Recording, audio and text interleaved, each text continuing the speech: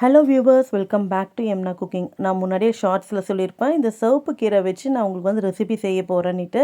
அந்த recipe video தான் இப்போ போட்டிருக்கேன். வாங்க பார்க்கலாம். ஃபஸ்ட்டு சிவப்பு கீரை எடுத்துட்டு இலையெல்லாம் வந்து கிள்ளிட்டு தண்டெல்லாம் விட்டுடுங்க. ரொம்ப வந்து முறப்பாக இருந்துச்சுன்னா அந்த தண்டு யூஸ் பண்ண வேணாம். சாஃப்டாக இருந்தால் மட்டும் யூஸ் பண்ணிக்கங்க. அதை நல்லா சாப் பண்ணி ரெடியாக எடுத்து வச்சுங்க. வாஷ் பண்ணிவிட்டு ஒரு குக்கரில் வந்து எண்ணெயை விட்டுக்குங்க. அவங்களுக்கு தேவைக்கான எண்ணெய். அது கூட சோம்பு, பிரிஞ்சி சோம்பு, கல்பாசி, கிராம்பு, ரம்பை இலை, பட்டை இது எல்லாத்தையும் போட்டுட்டு அது பொரிஞ்சதும் நல்லா பிரியாணி கறிகிற மாதிரி நீட்டாக வெங்காயம் அரிஞ்சிக்கலாம். அதையும் நல்லா வதக்குங்க. நல்லா பொன்னிறமாக வந்த பிறகு நம்ம இஞ்சி பூண்டு பேஸ்ட்டு போட்டுக்கலாம்.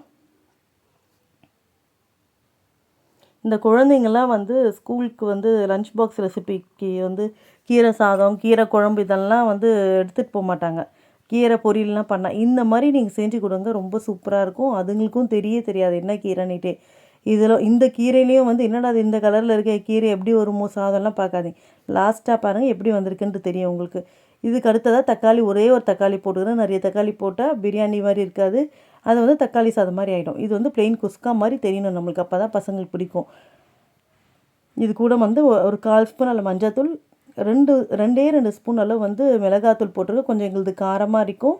அதனால் அதுக்கப்புறம் வந்து 1 ஸ்பூன் அளவு கரம் மசாலா போட்டுட்டேன். நல்லா அது வந்து அதோட ரா ஸ்மெல் போகிற அளவுக்கு நல்லா வதக்கிட்டேன். அதுதான் வந்து கீரை போட்டுட்டு ஒரு 5 மினிட்ஸ் ஸ்லோ வச்சு எண்ணெய் பிரிஞ்சு வரணும். பிரியாணிக்கெலாம் நம்ம சிக்கன் போட்ட பிறகு ஸ்லோ வச்சிட்டோம், எவ்வளோ நேரம் நம்ம வதக்குறோமோ அவ்வளோக்கு டேஸ்ட் இருக்குமோ அதே மாதிரி கீரைக்கு வந்து எண்ணெய் பிரிஞ்சு வரணும். அட்லீஸ்ட் ஒரு 5 மினிட்ஸாக வதங்கணும்.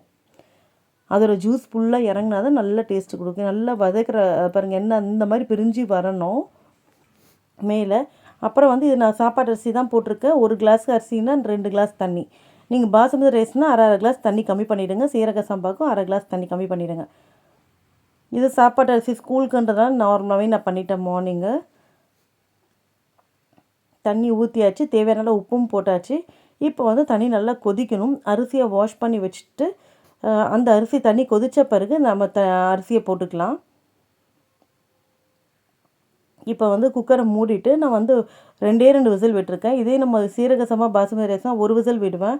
இது நம்ம டெய்லி யூஸ் பண்ணுறல பொன்னி ரைஸு, அந்த ரைஸ் தான். அதனால் வந்து நான் 2 விசில் விட்டேன். இது ஓப்பன் பண்ணால் சூப்பராக வந்துருச்சு. இப்போ பாருங்கள், பிங்க் கலரில் இல்லை பாருங்கள், குஸ்கா மாதிரி இருக்குது. பார்க்க கலரே பிரியாணி மாதிரி இருக்குது. உதிரியாக இருக்குதுன்னு பாருங்கள். அடி பிடிக்கவும் இல்லை. நீங்களும் இதே போல் ட்ரை பண்ணி பாருங்கள். ட்ரை பண்ணி பார்த்துட்டு எனக்கு கமெண்ட்டில் சொல்லுங்கள் எப்படி இருக்குன்ட்டு. குழந்தைங்களுக்கு அருமையான ரெசிபி இது. வீடியோ பிடிச்சிருந்தால் லைக் பண்ணுங்கள், ஷேர் பண்ணுங்கள். பாய்.